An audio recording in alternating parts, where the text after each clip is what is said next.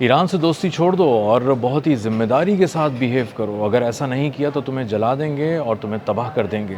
अमरीकी सदर Donald Trump ने एक नया महाज़ जंग ढूंढ लिया है और अब उन्होंने बहुत से ममालिक को अपने निशाने पर रखने के बाद ओमान को अपनी नज़रों के सामने रख लिया है और उसे जलाने की तैयारियां कर रहे हैं, धमकियां दे रहे हैं और कह रहे हैं कि आने वाले दिन ओमान के लिए बहुत ख़तरनाक होंगे। मेरा नाम अज़हर अली ख़ान है और आप देख रहे हैं आज की बात। अमरीकी सदर डोनाल्ड ट्रंप ने जब अपनी कैबिनेट मीटिंग की तो उसमें बहुत सी चीज़ें डिस्कस की और उन्होंने कहा कि उनकी काबीना को बताया गया, ब्रीफिंग दी गई कि जो सूरत हाल है वो बहुत ख़राब है, अमेरिका के हाथ से निकल चुकी है। अमेरिका बज़ाहिर बहुत बड़ी बड़ी बातें तो कर रहा है, बहुत बड़े बड़े दावे कर रहा है ईरान के ख़िलाफ़, लेकिन दुनिया अब ईरान को ज़्यादा संजीदगी से सुन रही है और देख रही है कि आबनाए हुर्मुज़ पर अमेरिका और उसकी नाकाबंदी का बिल्कुल कोई कंट्रोल नहीं है और अमेरिका ईरान को अब तक सबक सिखाने में नाकाम रहा है। इसके बावजूद कि वो मशरिक़ वस्ता से हमलावर होता है, इसराइल से हमलावर होता है और उर्दून की तरफ से हमलावर होता है और बहुत ज़्यादा दावे करने के बावजूद डोनाल्ड ट्रंप और उनका अमेरिका अब तक ईरान का कुछ ज़्यादा बिगाड़ नहीं पाया है और ईरान डट कर खड़ा है, मजबूत होकर खड़ा है और आबनाए हुर्मुज़ पर उसकी गिरफ्त बहुत मजबूत है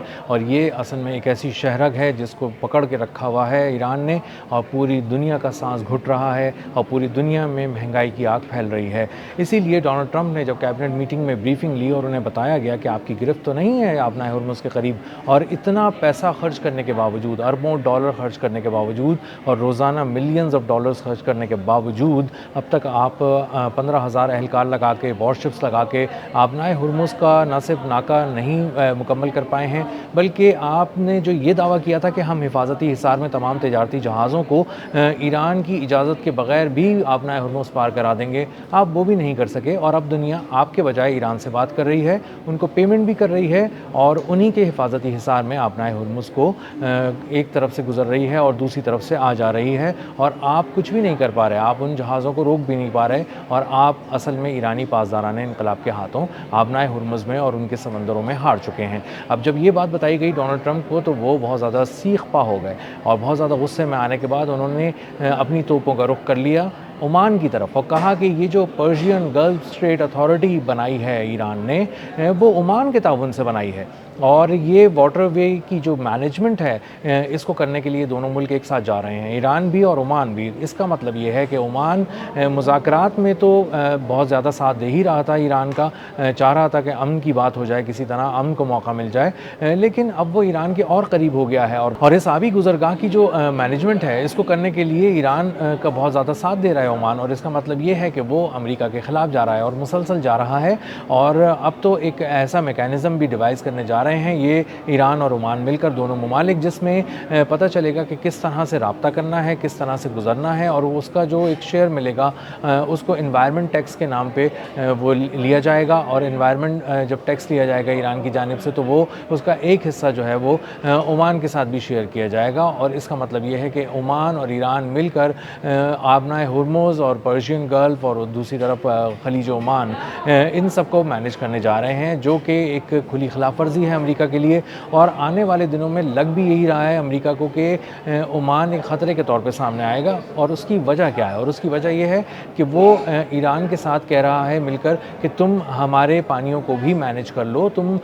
उन वाटरवेज़ को भी मैनेज करो जो दरअसल ओमान के टेरिटोरियल वाटर्स हैं और वहाँ पर तुम गुजार सकते हो किसी भी तजारती जहाज़ को जिसको तुम समझो कि जिसने तुमसे इजाज़त ली है, पर्शियन गल्फ स्ट्रेट अथॉरिटी से बात की है, उसको अपने हिफाजती हिसार में गुजारना है और उसको हिफाजत देनी है तो तुम गल्फ़ ऑफ ओमान में भी दे दो, पर्शियन गल्फ़ में भी दे दो, हमारे टेरिटोरियल वाटर्स में भी दे दो और अपने पानियों के अंदर भी उनको हिफाजत दे दो। तो इसके बाद ओमान खुलकर सामने आ गया है कि असल में वो ईरान के साथ मिलकर एक पूरा मैकेनिज़्म बना रहा है जो कि अमेरिका के ख़िलाफ़ हो जाएगा, जो कि इसराइल के ख़िलाफ़ हो जाएगा और उन तमाम यूरोपीय ममालिक के भी ख़िलाफ़ हो जाएगा जिनका माल यहाँ से गुज़र रहा था पहले और अब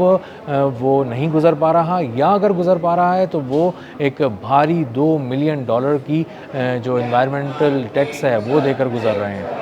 ओमान पहला मुल्क नहीं है जिसको डोनाल्ड ट्रंप ने धमकी दी है। डोनाल्ड ट्रंप अब तक 15 ममालिक को धमकियां दे चुके हैं कि वो उस पर हमला करेंगे और उनमें से 7 ममालिक पर वो हमला भी कर चुके हैं। इन 7 ममालिक में Iran, Iraq, Nigeria, Somalia, Venezuela और सीरिया शामिल हैं, यानी शाम का इलाका शामिल है। और इसी तरह कुछ ममालिक ऐसे भी हैं जिनको डोनाल्ड ट्रंप ने निशाने पर रखा और उनको धमकी दी कि मैं तुम्हें मिटा दूंगा, जला दूंगा या तुम पर हमला कर दूंगा और तुम्हें बहुत ही संगीन नताइज भुगतने पड़ेंगे। इन ममालिक में जिनके बारे में डोनाल्ड ट्रंप ने धमकी दी कि मैं तुम्हें तबाह कर दूंगा, उनमें Canada, Colombia, Cuba, Greenland, Mexico, Panama और अब ओमान का नाम जो है वो शामिल कर लिया गया है। डोनाल्ड ट्रंप को ब्रीफिंग में ये भी बताया गया कि अगर हमने ओमान का रास्ता नहीं रोका तो वो ईरान का साथ देता रहेगा और इसीलिए डोनाल्ड ट्रंप को ये लग रहा है कि अब उन्हें ओमान की तरफ जाना चाहिए, अब उन्हें ओमान को जलाना चाहिए। ये एक ऐसा मुल्क था जो बहुत ही पुरअमन मुल्क है और बहुत ही एक सुकून की कैफियत में है, एक अलग थलग मुल्क है और ज़्यादा तनाज़ात का शिकार नहीं होता और ख़ास तौर पर ये किसी के साथ इसने किसी किस्म की दुश्मनी मोल नहीं ले रखी। ये सिर्फ ईरान का साथ इसलिए दे रहा था कि ये ईरान के बिल्कुल बराबर में वाक़ है और ईरान पर अगर किसी किस्म का फ़र्क पड़ता है तो ओमान को भी उसके नताइज भुगतने पड़ते हैं, किसी न किसी तरह उसके असरात भी ओमान पर पड़ते हैं। और ओमान इसीलिए सबसे पहले कोशिशें कर रहा था कि वो सालिसी करा सके, किसी तरह बातचीत करा सके और ओमान ही वो मुल्क था जिसकी सालिसी के दरमियान डोनाल्ड ट्रंप ने धोखे से ईरान पर हमला किया 28 फरवरी को इसी साल और उसके बाद उसने मुसलसल अमेरिका ने कोशिश की कि वो क़यामत ढाए रखे ईरान पर और इसी के बाद ओमान जो है वो उन तमाम मुज़ाकरात के जो प्रोसेस था उससे निकल गया, क्योंकि ओमान को अंदाज़ा हो गया कि अब वो इन हालात में मुज़ाकरात नहीं करा सकता कि जिसमें वो जाकर ईरान से कुछ बात करे, उसकी शराइत लेकर अमेरिका के पास जाए और किसी तरह इन दोनों ममालिक के दरमियान कोई सुलह की बात करने की कोशिश की जाए। और जब वो बात कर रहे हों सुलह की किसी कमरे में बैठ कर या किसी मकाम पर अमेरिका और ईरान के दरमियान, तो उसी वक्त अमेरिका धोखे से ईरान पर हमला कर दे, जिसके लिए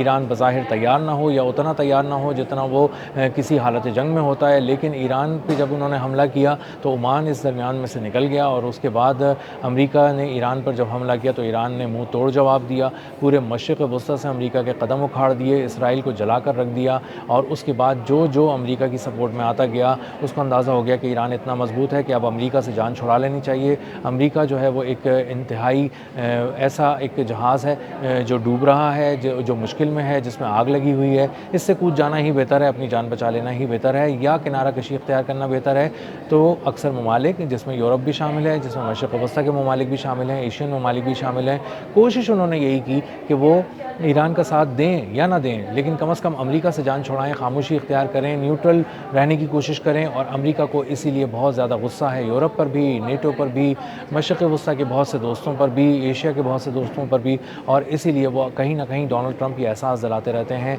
कि वो देख रहे हैं कि कौन इस वक्त अमेरिका के साथ मुश्किल में खड़ा है और कौन उसका साथ छोड़कर भाग चुका है और कौन अपने मफाद के लिए अमेरिका के साथ था और कौन अब अपना मफाद ख़तरे में देखकर अमेरिका से दूर हटता जा रहा है। तो अमेरिका इस जंग में जो ईरान से उसने छेड़ी थी अकेला होता जा रहा है, तनहा होता जा रहा है और एक के बाद एक नए महाज चुनने की वो धमकियां दे रहा है, कोशिश कर रहा है। और अब उसने मुख्तलिफ ममालिक को अपने निशाने पर रखने के बाद ओमान को ये धमकियां देनी शुरू कर दी हैं कि हम तुम्हें जला देंगे, ईरान से फासला रखो, बिहेव करो, इस तरह से रवैया अपना रखो कि जो अमेरिका को पसंद हो और जो ईरान के हक़ में ना हो। अगर ईरान का साथ दिया गया तो ओमान को जला दिया जाएगा, तबाह कर दिया जाएगा और उसको इंतहाई संगीन नताइज भुगतने पड़ेंगे।